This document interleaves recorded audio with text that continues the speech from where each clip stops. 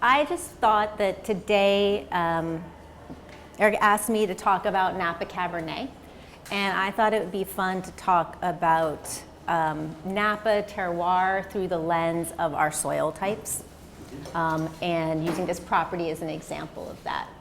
And so that's kind of what we're going to do today. I have a couple little handouts and a little place to take notes if you want to. But I wanted to talk about Napa. I know that a lot of you have been here before, and obviously you guys are very knowledgeable about the world of wine, and Bordeaux in particular. And Napa is a pretty unique and special place for a couple of reasons. So I was going to begin with an introduction of Napa Valley, what makes Napa Valley special, and then talk and dive deep into this particular property, Quintessa, and we're going to taste three Cabernet Sauvignons grown on this property and talk about those soil types and how it expresses in the Cabernet Sauvignon. And then we'll taste a couple finished wines from Quintessa to discuss. And I want this to be kind of, interactive and informal, so feel free to interrupt me, ask questions, anything that you want. And I might, when we go tasting, maybe I'll call on people before saying what I think, make people talk, which is a lot of fun. And what I like is let me give a little background about myself. I did not grow up here in Napa Valley. I did not grow up in the world of wine. And so I fell in love with winemaking and with Napa Valley when I was 16 years old on just sort of a serendipitous day trip up to Napa Valley with my family on spring break. And I had always been interested in science and thought that I would be a research professor, research biologist, that kind of thing, and got this idea when I was here about being able to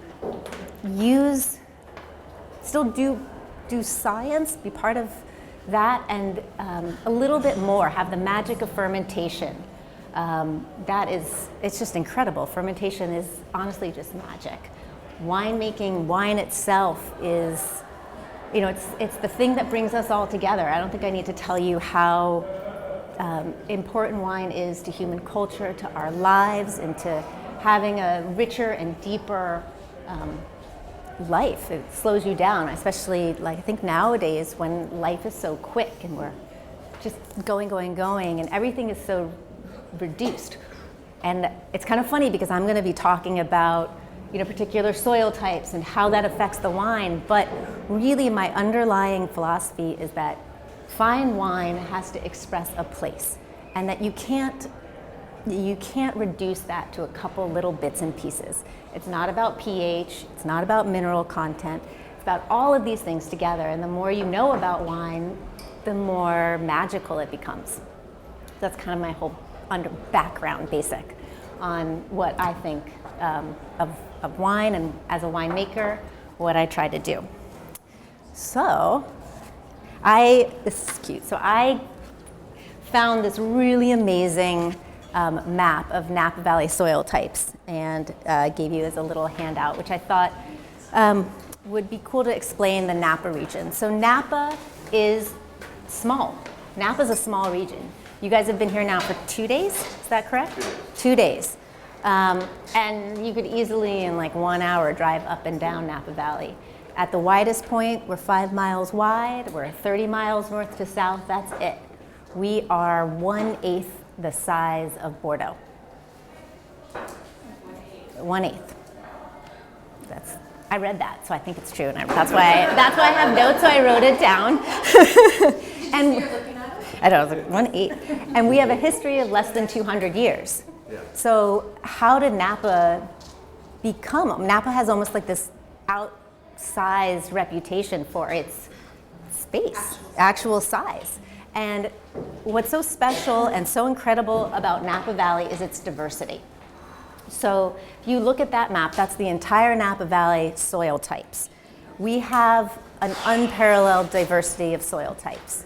here in Napa Valley. We have, and I did read this too and I wrote it down, in Napa Valley, we contain half of the world's soil orders. And I'm not 100% sure, so I didn't write it down, but I think Bordeaux only has like 3. Soil orders? Soil orders. So there's different orders of soil types and in the world. And just in Napa Valley, in this little 5 mile by 30 mile, we have half of them. That's incredible. That's diversity. We might be the most geologically diverse wine region in the world.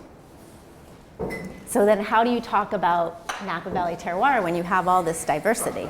I think, right? Like that's tough. That's a lot, right?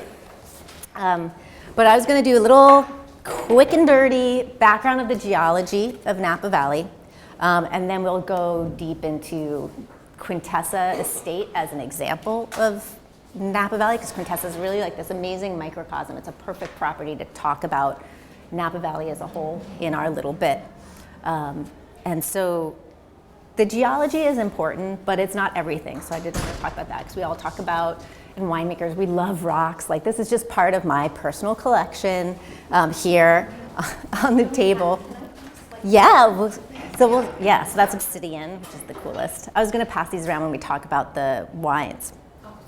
No, go ahead. Oh. So Napa Valley, how did we start? And how did we get so diverse in our soils? So Napa Valley was created by a couple of different things. There's two plate subductions. So Pacific plate and, oh my God, I forgot the name. Something else plate pushing together. Something like that. There's 2 series that were created by subduction. And then we had volcanic activity from the San Andreas Fault. So the subduction, the volcanics, created these 2 mountain ranges that border our valley. So we have the Vaca Range, we have the Mayacamas Range, and we have a river that goes down the middle. So we're created from, the soils here are created from a couple of different forms of creation. So you have the bedrock on the mountain sides that is weathered and broke down. So that's a mountain, just weathers, breaks down in place. Then you have the rainfall that erodes that weathered and broken down soil, washes that sediment down into the valley floor. That's some valley floor and benchland soils.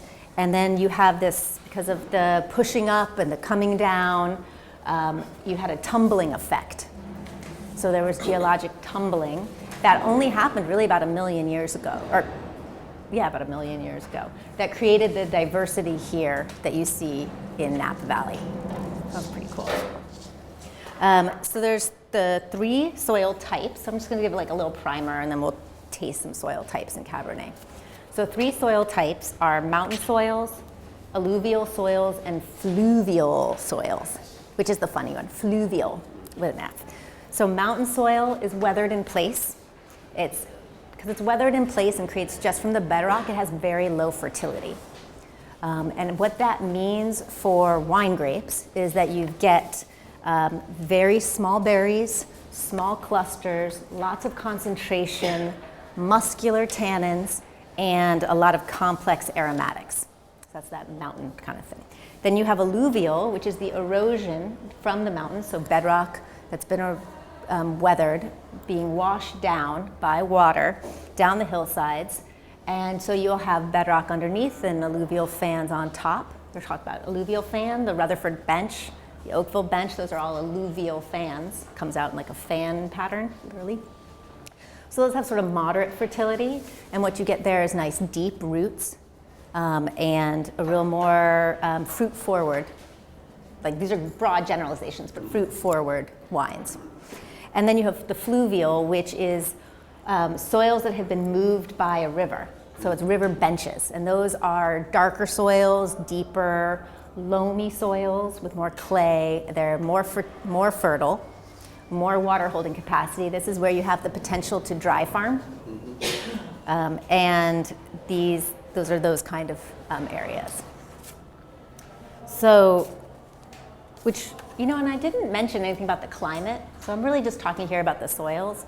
But basically, the climate here in Napa Valley is Mediterranean. We have a very dry growing season, except in unusual years. We never have rain in the growing season. And so we have the ability to irrigate, right? That's one of the things that really kind of separates us from Bordeaux is they have rain during the growing season. And so you almost see, I think, more vintage to vintage variation because of that, whereas we have a more steady, generally a steady kind of seasonal weather pattern. And we have a huge diurnal shift. So we have very warm days and very cold nights. So I come to work, even on this day where it's hitting 80 degrees, I came to work with a sweater and a puffy jacket. And now I'm kind of sweaty and could be in a t-shirt. So that's because of the hillsides and the fog that we get that rolls in. So that climate is really special for wine grape growing, for Cabernet Sauvignon, that helps us preserve our natural acidity. And then the hot days and the sunlight helps us fully ripen. And then the soils underneath are what helps us get complexity and interest in our Cabernet Sauvignon. How do you do the irrigation? Drip irrigation.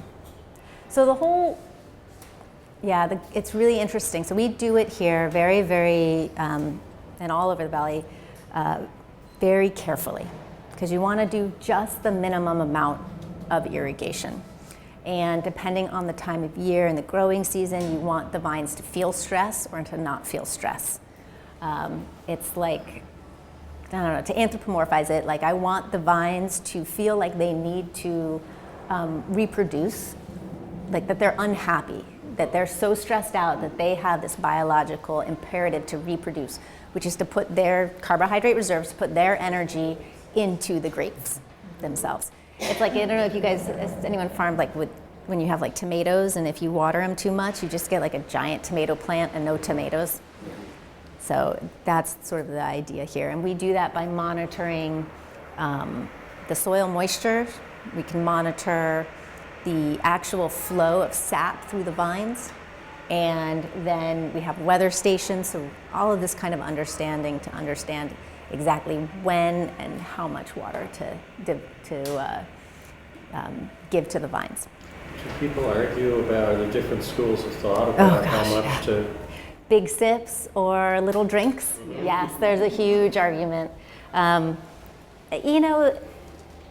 It depends. And so here's the thing. I think that there's very few generalizations that are true, and it depends on your soil type. If you have, like we have here at Quintessa, incredibly well-draining soils, you're just wasting if you're giving a big drink, because all that water is going away. And if, so I'm more on the idea of a little sip, is what it's called. But it all depends on what your goals are. I mean, that's the human part of terroir. A lot of people, we can talk about, wine's funny, right? We talk about just the soil or just the climate, and I don't know, do people talk about the people? People have an effect. What our desires are, what kind of wines we look at, what kind of culture we have.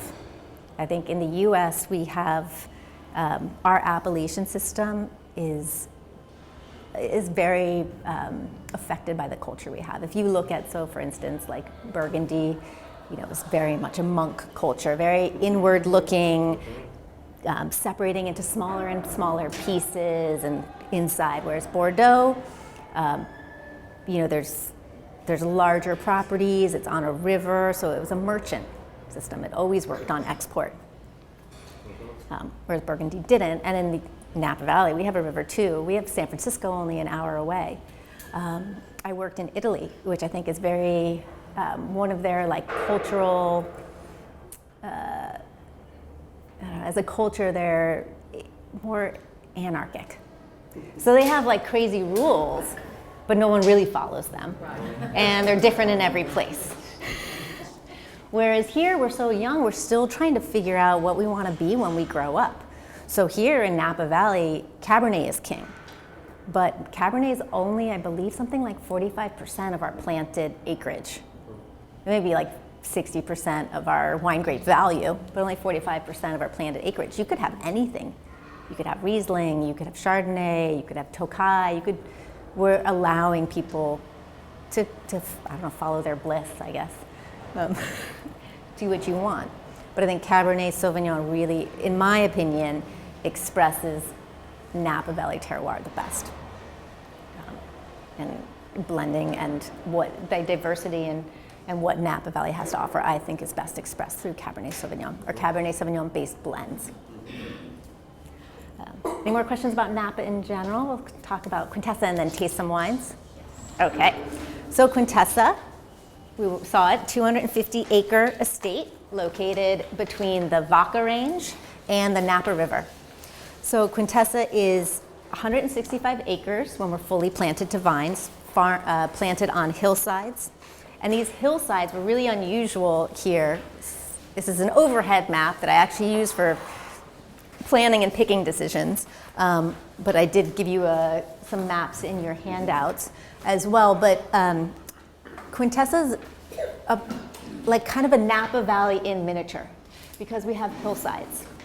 So we have 5 toe hills, what are called toe hills, that were formed when the Vaca Mountains were being pushed up, they were being uplifted, and then they reached a size and a weight that they couldn't handle, and you got a big slide. So the mountain slid down, and then as it slid down, it pushed up some of the valley floor soils, and that's what creates these toe hills. So Quintessa has its toe hills. There's a few in Yountville, toe hills that you see them in the middle of the valley. Like, what's that hill doing there? And that's part of this diversity and this interest character in Napa Valley, and how we can have what are mountain soils on ostensibly the valley floor. We have the hills. These hills are volcanic core, which is blanketed by alluvial soils on top. And I have a map, a Quintessa Soil Series map. So this is a map that is from a soil, like a whole Napa Valley soil study. And I actually just recently downloaded a 1935 soil study of Napa Valley, which I'm very excited to read. The one that's just Napa. That's the whole of Napa Valley, and that one, sorry, is just Quintessa. So this is the by soil series, which are things like Brescia and Cortina and Forward, and those are series of soils that are defined by, so these are bigger chunks, let's say. Each one of these vineyards, when we're planting them, we'll do lots of soil studies. We can even do like these electropulses to understand the clay content, particularly like down to the meter. But these are soil types that tell you a lot about what were the parent materials, how much gravel, how much clay, how deep are those soils.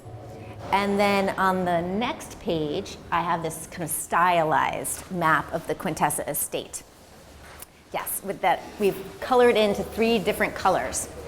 And so that, I think, is very, very useful for talking about, did you not get the third? Yes, that one, thank you. So I think this is very useful for talking about, to just talk about the particular blocks we have, and we've grouped them into 3 main sections of our property, and that's what we're gonna taste today. So the first, we have the Eastern Hills, which is the part of our property that runs along the Silverado Trail. So this is actually really interesting soils. This is a white volcanic ash.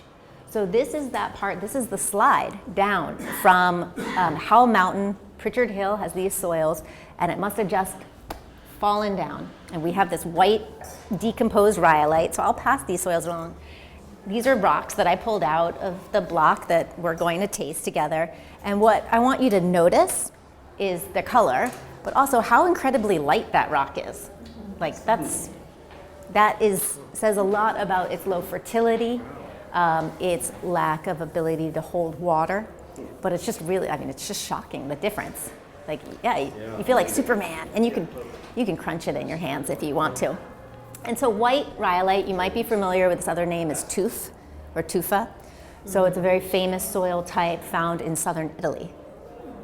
So it is a highly desirable wine grape soil type. And so this is the soils that we have on Montcalise block, which is the first wine I want you guys to taste, which is on your left-hand side. Is that a sedimentary rock? It is, it's a volcanic. It's volcanic, yeah. So it's white ash. Sorry, Rebecca, It is the Eastern Hills, and so this first wine on the left-hand side is from Montcalise, which is, so you see the name Quintessa on the map? If you just go right down, it's here. So that's how. It's this way. So it's just, we can't see, right there. Yes. And that's upside down. You're upside down now. That matches that, right? Yes, Yeah. that's correct. Yes. So we are here, and Montcalise is here. And this is Silverado Trail. Yeah. There's a stylized map. So these are barrel samples that I pulled from 2016 right before blending. Have you done blending now? Still in barrel? No, 2016 is actually in bottle now. So I aged the wine for 2 years in barrel before bottling, and then another year in bottle before release. So you just bottled it? I bottled it right before harvest in August. Okay, so before I say what I think Cabernet, so this is Cabernet Sauvignon, 100%. Old vines. This is also original planting, so these are 25-year-old vines planted in 1991. And I'm going to call on somebody to say what they think they see. What kind of, let's talk about, like, say, what kind of fruit do you see in this glass? Blackberry, black fruit. Black fruit.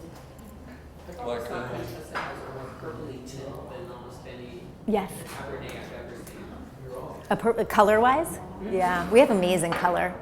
This vintage, 2018's, I was just tasting tanks, and I was like, wow, it's incredible. Good black currant. Black currant. Cassis. Yeah. Cassis. Yeah. Cassis. What do you think about the texture? Is it, you know, we talk about, in winemaking, like when we talk technical tasting, we talk about the grain of the tannin. We talk, is it like a fine sandpaper? Is it sandy? Is it like velvet, like literally like licking velvet? It's young, but it's close to velvet for me. Close to velvet, yeah. Really Yeah, it's kind velvet. of velvet coating. Yeah. The tannins are nicely integrated. Yes. Oh, thank you. Thank you. And some pepper. Yeah. For me, this wine and this block also always expresses a lot of floral character, like rose petal, which I kind of find unusual in Cabernet Sauvignon. There's no green bell pepper. There's just No. Yeah. We don't get a lot of pyrazines here. It seems to have a clarity greater than The the other. other two samples. Is that? That could just be coincidence on how we bottled it up. To be honest, we bottled it straight out of the barrel, so it could have just been all that the day. extraordinary length. I mean, Yeah. It just stays in your mouth forever and keeps delivering that flavor. And so this for me, it's like, these are mountain tannins, where there's a very tight core to it, and then it's got a velvet, but it really is noticeable for me by the velvet, by the quality of the fruit, and by the amount of floral character in it. So that's the Eastern Hills. Why do you think tannins are different in the mountain? Oh gosh, there's a couple reasons. I think when I'm talking about mountain tannins in the through the view of Quintessa, so this estate. So we're not really mountain, we're valley floor, but we kind of have some mountainside soils. I think that has to do with the size of the berries, the concentration, and how much fertility there is. So I think there's low fertility in these soils. I have smaller berries. I have more kind of space. The cluster architecture has more space to it. And so I think that I'm getting I think I have just more tannin to start with. So there's like, as a winemaker, you can You can extract your tannin, you can work on your tannin, but what you start with, like when we talk about wine, great wine is made in the vineyard. You can't make great wine out of mediocre grapes. You can make mediocre wine out of great grapes, though. Like you really could mess it up. But it's about understanding the vineyard and how to extract those, or how much there is to extract. And so I think it's about the quality of the tannin, so which is showing the soil that it's grown in and the amount of sunlight that it receives. So I think for me that's that. When you talk about the actual mountains themselves, they have a different, it's funny, they almost have a shorter growing season and they have a different diurnal shift. So mountain, real high mountain, they're above the fog line. So like Howell Mountain could be above the fog line. They'll start the ripening season later than we do on the valley floor. But they actually can be harvested at the same time before. And part of that is because they don't have the really cold nights.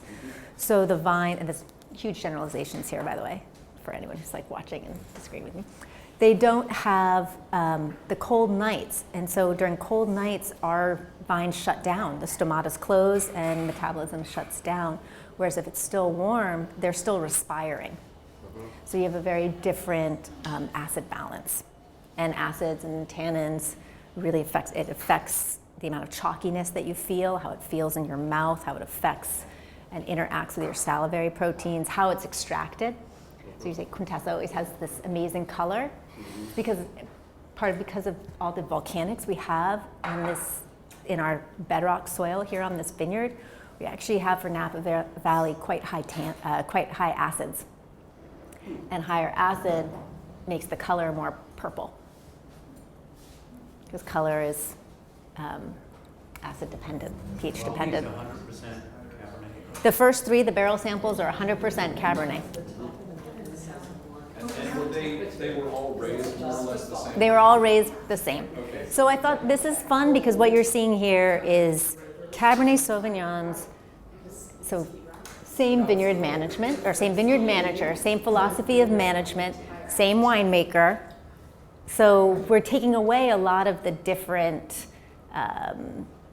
variables, and we can really just look at Cabernet Sauvignon. Now, granted, there's different rootstocks and there's different clones, and I'm making each block to express itself best, so they're treated somewhat differently, but in general, they're all the same, and they're all from the same type of oak regimen, and so we can really look at the effect of, as much as possible, the effect of the soil on Cabernet Sauvignon in Quintessa, or in Napa Valley.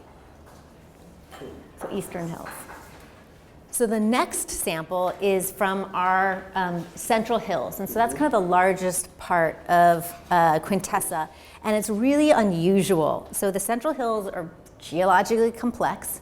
Maybe it's like Napa Valley itself, and it's sedimentary gravel and cobbles, and it's very diverse, and it's kind of mysterious. So I've talked with geologists, they don't really know why some of these soils are here in Napa. The Central Hills is where I get, and I'll pass these around, this is red chert, so we have a lot of volcanics. Now feel the weight of this one compared to that other rock. So we got chert, so these are like quartz mineral. Chert, C-H-E-R-T, quartz, so this is quartz. And then sorry, I'm gonna make your hands dirty again, I didn't actually wash the rocks. And then my very, very favorite, the rock I'm obsessed with, like as a little kid kind of level, is obsidian. We have a lot of obsidian here. So this is, and careful because obsidian gets very sharp. And obsidian is volcanic glass. And obsidian is almost the one that's like, I don't know why it's here. It's volcanic rock. It's found in Lake County, but why is it actually here at Quintessa? How did it get here? Don't know. That would be cool. This is in the Dragon Terrace? That's in Dragon's Terrace, yep. So right where we were standing when we were drinking Illumination is in front of Dragon's Terrace, and these rocks were picked up. All of these? All of those. So it's just about the diversity here.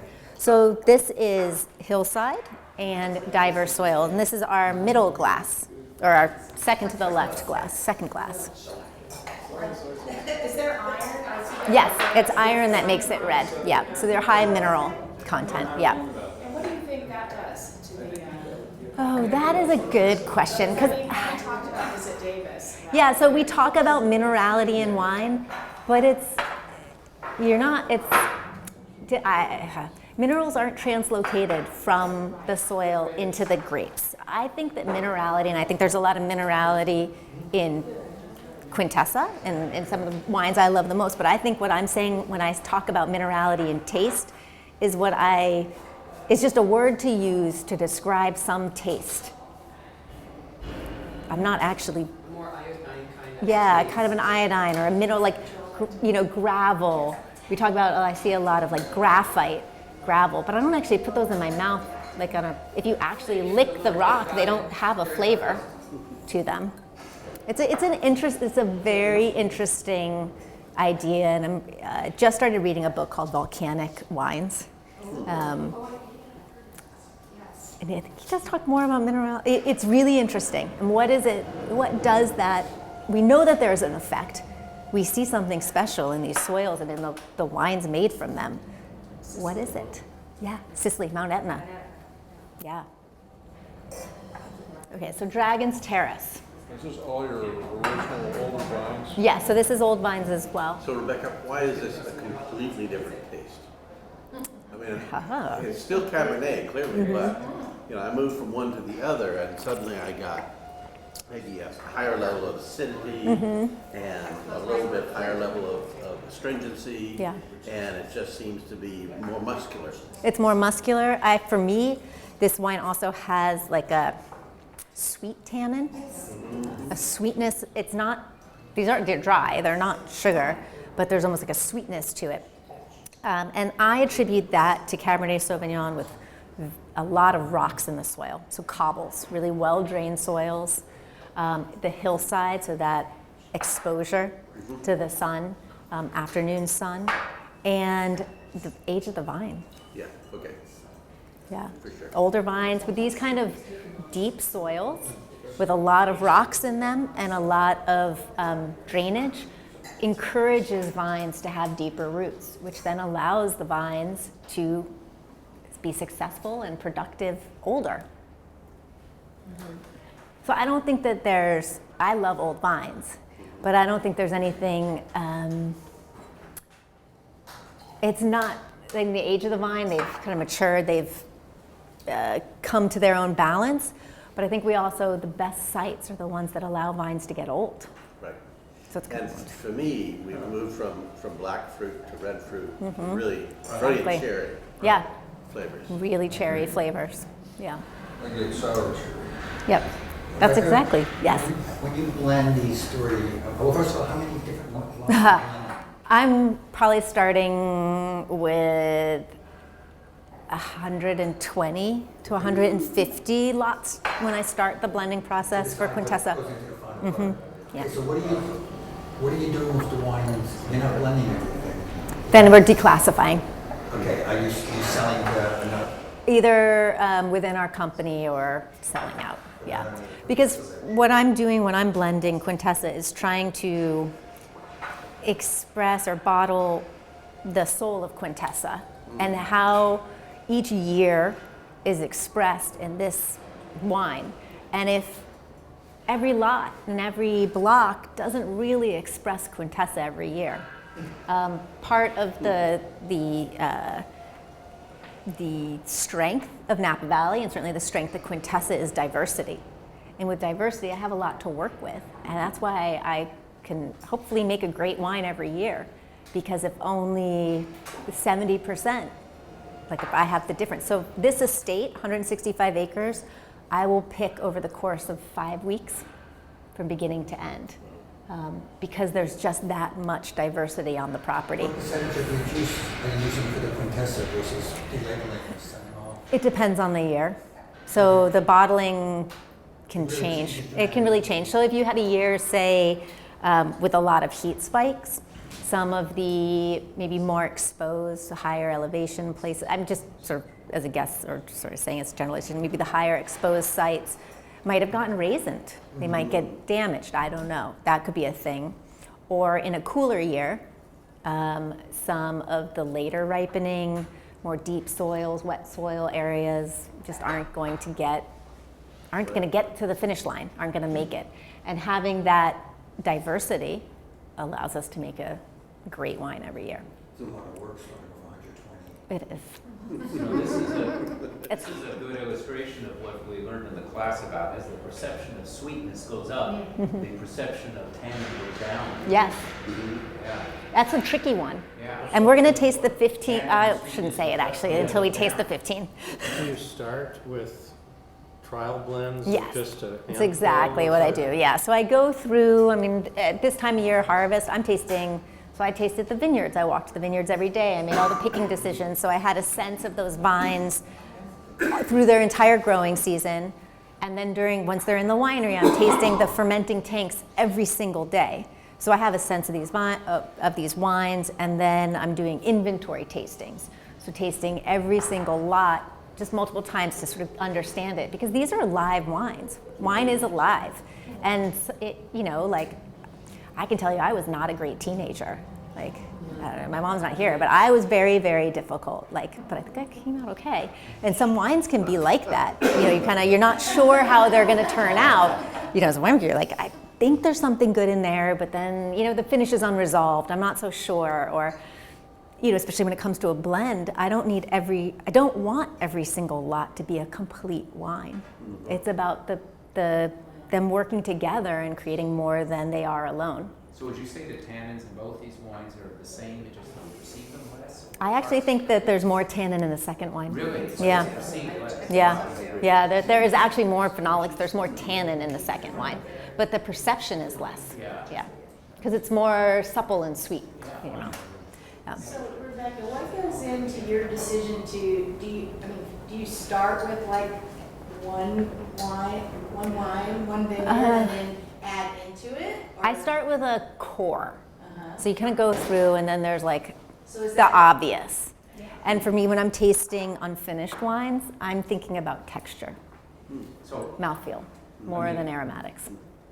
let me go back to that for a second. So you say there's more tannin. Is that because you just know that there is by the way, or you can actually, how do you detect that there's more? I could test that in a couple of ways. I could test it. I mean, how do you perceive it? Oh, how do I perceive it? As Oh, being that's more tannin than the experience. first one. Okay, so that's experience, having tasted these wines and tasted a lot of unfinished wines. Yeah. So you go and taste on Premier, right? Like, it's not easy. It's not easy. It's a different skill set to taste finished wines than unfinished Right. wines. I mean, what is the marker that tells For you me? there's more tannin in here? Oh, for me, it's the grip in my mouth and how long it lasts. And it's more than the first one? Yeah. So the first one's more chalky. Yeah. Is more chalky, so it is more drying. It attacks my soft palate more. But there's actually more tannin in the second one. Okay, and you can perceive that. Yeah. But again, I taste a lot of unfinished wines. And then I did do my thesis on phenolics too. So let's taste our final barrel sample, which is the bench block. So this one is different. This is our bench block. This is the part of our property that is along the Napa River, and it is a dark brown, gravelly clay loam. And I didn't bring any rocks from it because it's not defined by the rocks in the soil. It's more defined by the clay content in the loam.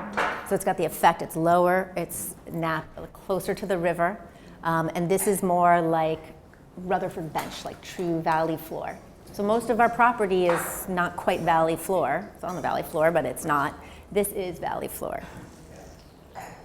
So does the clay affect your watering then? Mm-hmm. So in 2016? No, it was 17. I do remember this number. So because we can irrigate, I know that we started irrigation in Montcalise a full month before we had to irrigate bench.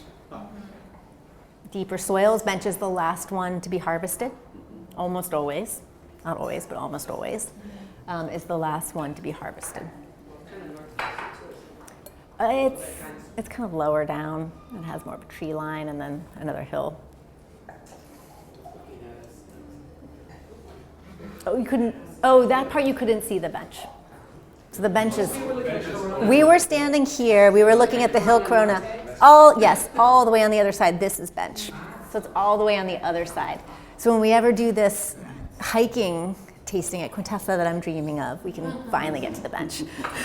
We just need sneakers and a good hour and a half. And I'll bring the dogs. And they'll hunt for squirrels. So what do you think of this one? Not as much tannin, No. It is much softer. very different, Yeah. right? Fleshy, fruit forward. Ready to drink. Yeah, much brighter fruit, much more red. Yeah. Not more like when you're drinking wine like a year ago. Yeah, and pay attention to how the mouth, what's the shape of the mouth? Because for me, a lot of times the way I think about wines is about the attack, like how it feels, how it shapes in my mouth. Because I'm talking about these unfinished wines, I'm not writing complete tasting notes on every 150 lot. I'm just tasting really quickly and thinking like, okay, finish, round, fleshy, those kind of thoughts. This develops more of the oak, the surface of the tongue. Yeah. Other one was sharpening. Yeah. So this has more attack than it does finish, or? do you Well, I still think it's have more it? like a dusty, it has a big finish, but it's actually for me more broad.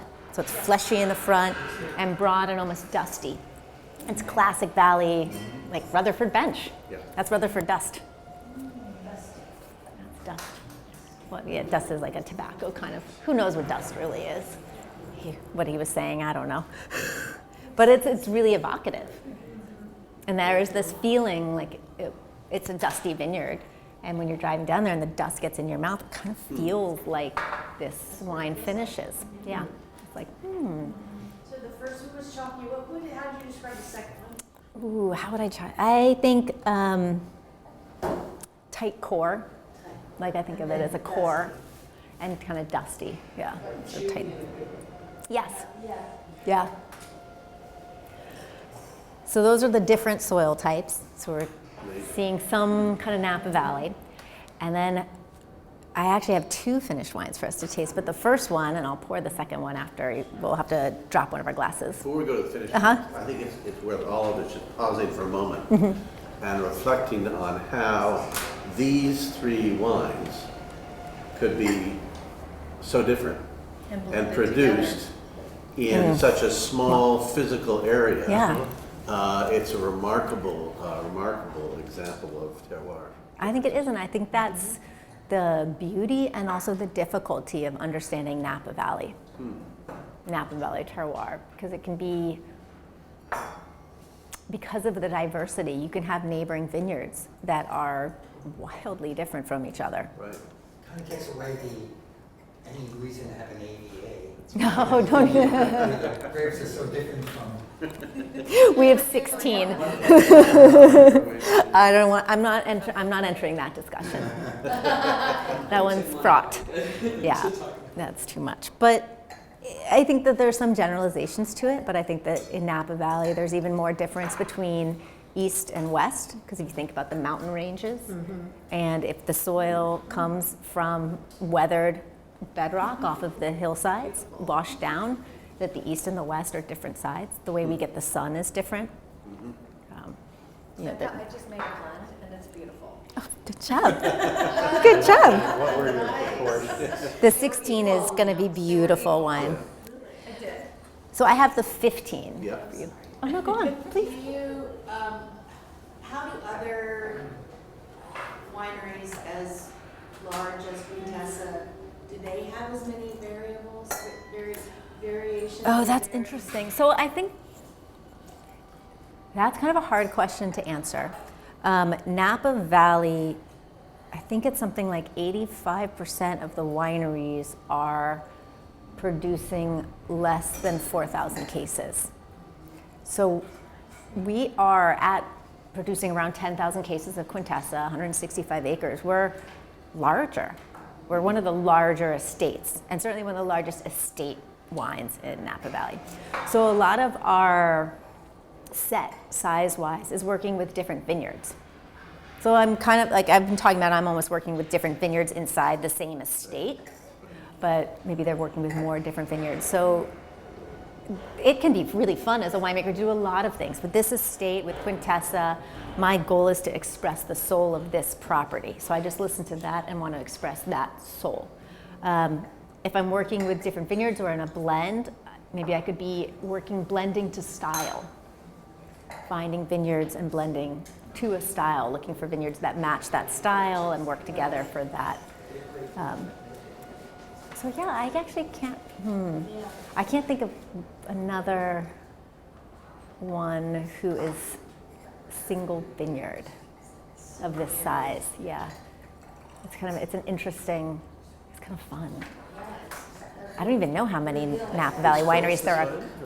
They are a little bit larger, but they're not single vineyard, except for Bacchus, which is a small production. But Insignia is a blend of different vineyards. Yeah. So they're close. Opus isn't single vineyard.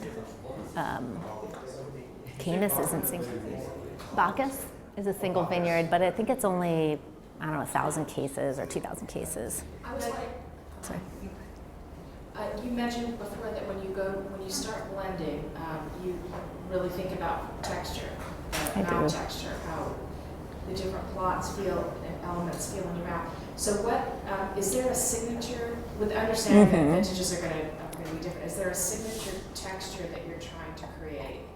I think there is. I think that what this property offers is a complexity of flavor, so a lot of layers. So every sip, like for me, a fine wine speaks of a place, and a fine wine, every sip, every time you smell it, every time you put your nose in the glass, every time you put it into your mouth, you find something new. So having layers, like peeling, that peel and tell you more and more. And I think the tannins here, we are in Rutherford, and we're actually kind of a warmer site. So I'm getting black, but more red fruit. So I think Quintessa's black and red fruit with broad and muscular tannins that also have a suppleness. Any suppleness in tin. Well, that one. But I think that that kind of power, but with a finesse to it. Is kind of, yeah. And are you getting similar textures, mouth textures from the single elements in every vintage? What changes the most and is the most challenging for you from vintage to vintage? Okay, that's a good question. That is a great question. I think generally our challenges here are getting the suppleness in the tannin without getting overripe. We have a lot of sunlight here, and I think when you get too ripe, you're muting all of those differences of terroir. What's the alcohol content of the 15? 14.8, 14 and a half. I think there's a tech sheet in your 14 and a half. 14 and a half, It's thanks. not a lot, though, it doesn't feel a lot at all. No, 15 was a warm year with a very low, small crop, small berries, small crop, very dry, and a very early harvest. So I started picking, I barely made it into September, I think it was September 2nd, and I think I finished on September 30th. So it was fast and dirty. Yeah. Is there a difference in alcohol content among the first three that we tasted? Of any significance? Nothing of any significance, no. And did you do the 2014? I did the blend of 2014. I actually did fermentation at a different winery. Do you test in the vineyard the sugar ripeness I of the do. fruit and the phenolic ripeness?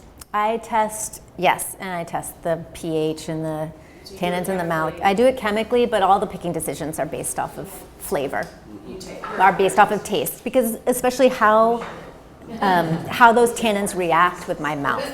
So I'm chewing up the skins and I'm looking at the seed, so some of it's visual, looking at the seed color, feeling how much I can crack the seeds in my mouth, how easily, it's kind of disgusting, like out there. No, it is kind of, you're like spitting and you're like, You put everything in it except Malbec. Yes, I don't have And Malbec on the property. You do have Carmenere, which is I do have interesting. Carmenere. Any idea what the breakdown of percentages are? I do. She'd have to kill you though. Quintessa is a red blend, But the 2015 is about 85% Cabernet Sauvignon. Is how much? 85. I could look it up exactly, but Which is why you have us focus on the Cabernet. yeah, that's sort of the core of it. But we always talk about Quintessa as a red blend, and we label it as a red blend because we're making Quintessa. And not in every year has it been the 75%.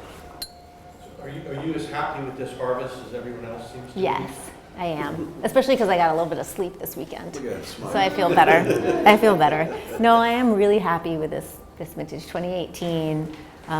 It's kind of this like unusual confluence of great flavor ripeness, no heat spikes. So no raisining, no shrivel, like nothing bad. Perfect flavor ripening, lower sugar levels, large crop that still had concentration. So feels really good. You I think suspect it could be the best of all the recent years? 16's pretty good. I don't know, we'll see. I haven't finished fermentation yet. I assume the Petit Verdot and the Carmenere would be maybe 1 or 2% each. They're about 3%. 3? Yep. And what Why? do you think the Carmenere adds to the blend? Carmenere adds a fresh tobacco leaf and tar. And it's kind of fun because it's like, it's got a red fruit, but it also has a vegetal character that's not green pepper. It's really interesting. Yeah. I thought there was some tobacco. Yeah. But this like fresh tobacco leaf, if you've ever been in a tobacco barn, that kind of resinous, it's green but not green. It's really exotic. CO2, is that what you're doing there with those? Oh no, those are how we fed into those tanks, the hoses. Those big hoses were from the ceiling down to, we were feeding into those tanks, yeah. Are you We're gonna about to take those anticipate down. the 2015? Yes, please Oh, taste good. I am about to. So 2015, and then if you want to empty a glass, I can pass around. I also brought a 2011 in Magnum, which I thought would be fun, because 2011 was a very different vintage. So you can taste two finished Quintessas from two very different climates. 2011 was wet and cold. 2011, you said was more wet. Was wet and cold. It was a Bordeaux vintage. It was one of the worst vintages of Napa. Where your Clara tested. Oh, you drink it 11, for sure. No, but when would you drink it? each on? When would you? I would 20 drink years? 11 now. 15, you could wait. What would you? No, Yeah. the 15. If you minimum had- 10 years, probably Yeah. more like 15. 15 is sneaky because for me, for my palate, I could drink 15 now. I kind of feel like it's a lot like that Dragon's Terrace wine where I'm not realizing how much tannin is in that wine, Yeah. how tight and how young that wine is, because the way it finishes so supple.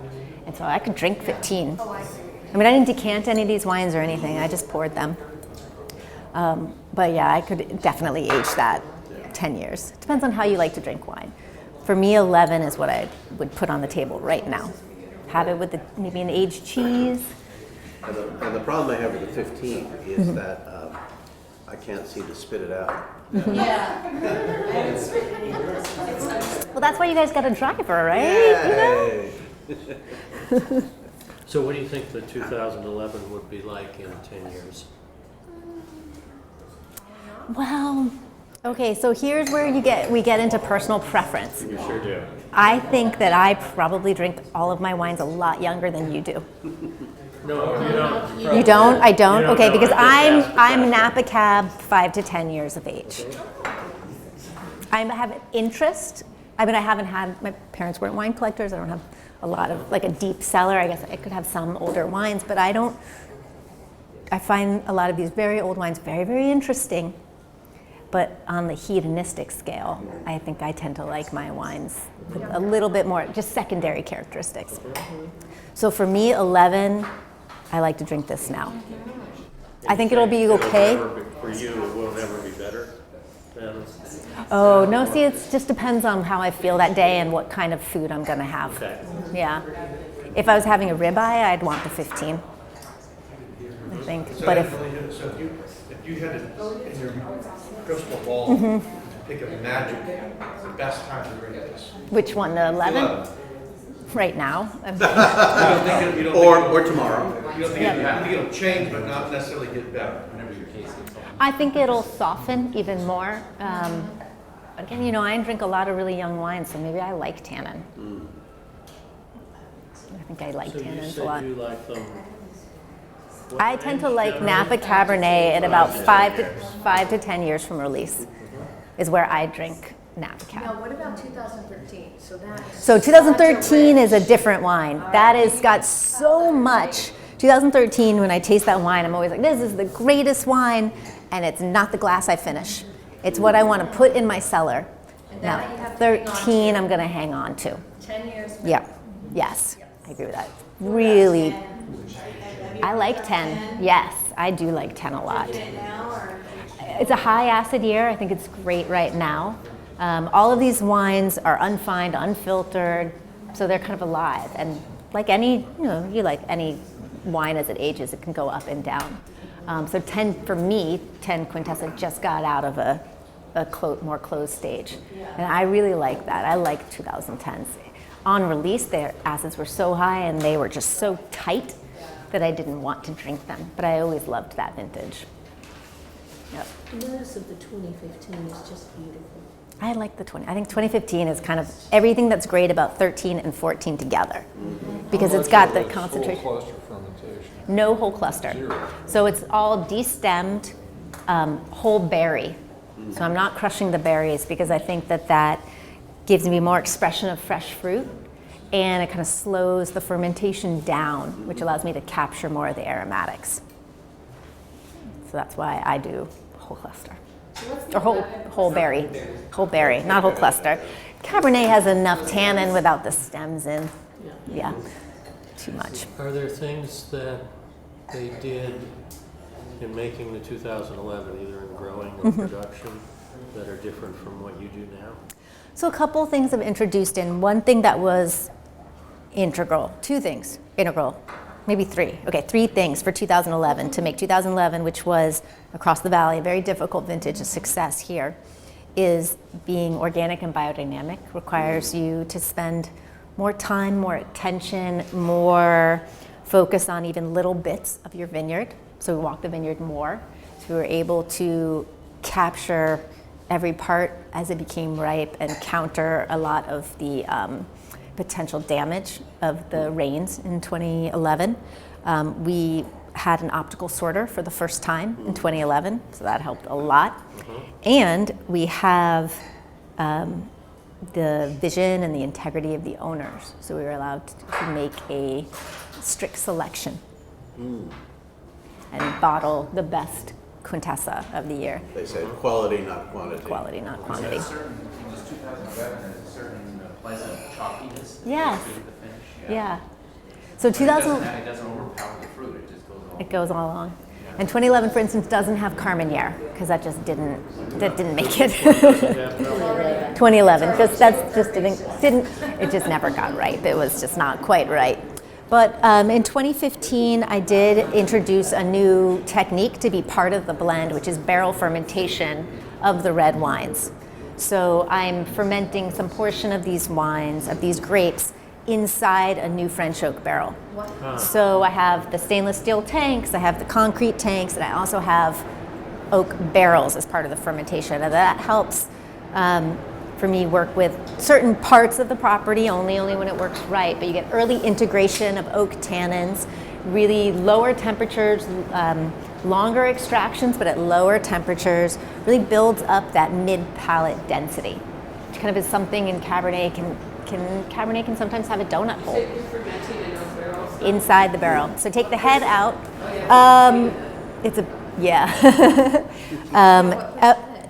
I'm targeting 2015, I think was about 10%, and now I'm about 20%. Maybe is about how we do it. I did.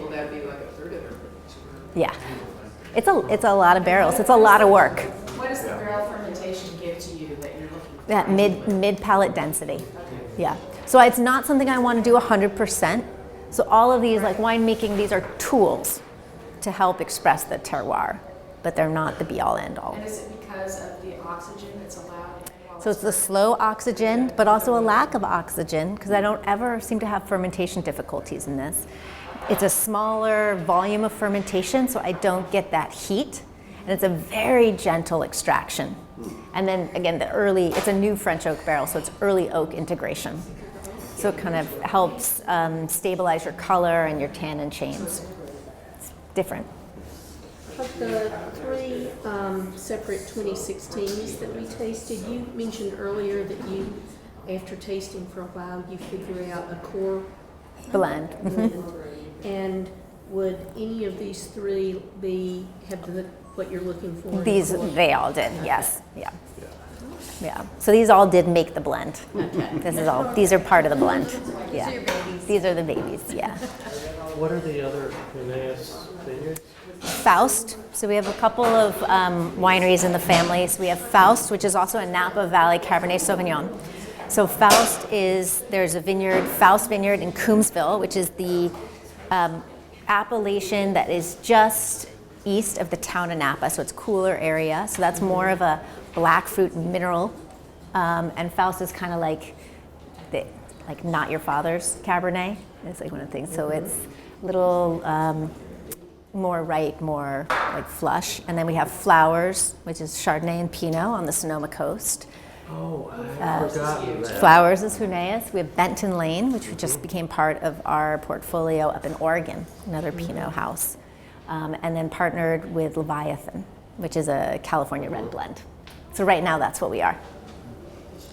We have to say, Rebekah, that we understand how much thought and work it takes to put together a presentation that is so complete and seamless and looks like it's easy.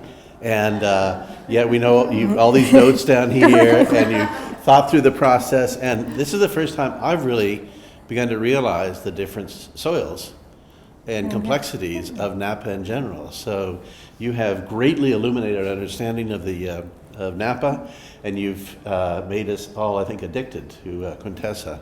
Oh, thank you. Thank you guys so much for coming. We'd like to celebrate with a little book. Ooh. This is sort of a Bordeaux board, but there's a Commandeure in Philadelphia who collected Bordeaux and drank it for many years, but has all of the labels of the first growths between 1928 and 2005. Just for fun, something different for you. Oh, thank you. Different from rereading your thesis. Thank you. Yeah, my soil study in 1935. And this has been a pleasure. It's so much fun to think about, having lived and worked in Napa Valley now for 15 years, I think. Ouch. It's things like this that make me step back and think about what is important to Napa Valley Cabernet. What is special about Napa Valley, and I want to thank you guys for giving me the opportunity to share it. Before we go, since we're all collectors, can you talk about the 2013 Quintessa? Sure. Because in my opinion, that would be a collector's. That is a collector's. And 2015, I think, is a collector's vintage as well. So what about the 13? So the 13 was this just incredible growing season. So 13 is. Does anyone else I'm a big fan of the movie Spinal Tap. 13 goes up to 11, okay? 13 is at 11. It has got, everything that is Napa Valley, where we have this concentration of tannin. We have explosive fruit flavors. We have that all balanced together and really supple. That's 13, but even more. So 13 has great acidity, incredible tannin, and I think that it's acidity, tannin, and alcohol that allows a wine to age for a long time. But we have to wait. But I think 13 you have to wait because the tannins are so big. Where 15 is the kind of wine that I like to collect because I'm not very strategic in my wine cellar, and so I like to have wines that I can drink at any time. Because I'm just not that organized. It's like, someone said once that it's like a plumber's house where all the pipes leak. My cellar is a disaster. I don't even know. So I don't know exactly what's in there, and I'm not very strategic about what I pull out. So I like to put, wines in there that I can take at any time.